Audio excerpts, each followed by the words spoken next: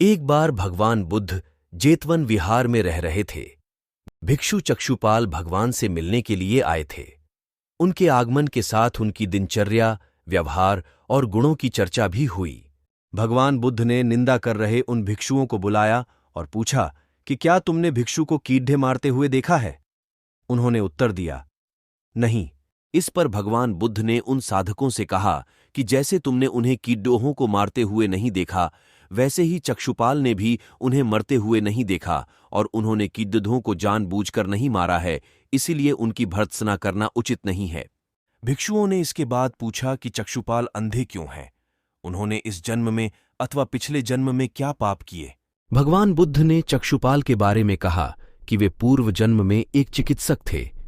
एक अंधी स्त्री ने उनसे वादा किया था कि यदि वे उसकी आंखें ठीक कर देंगे तो वह और उसका परिवार उनके दास बन जाएंगे।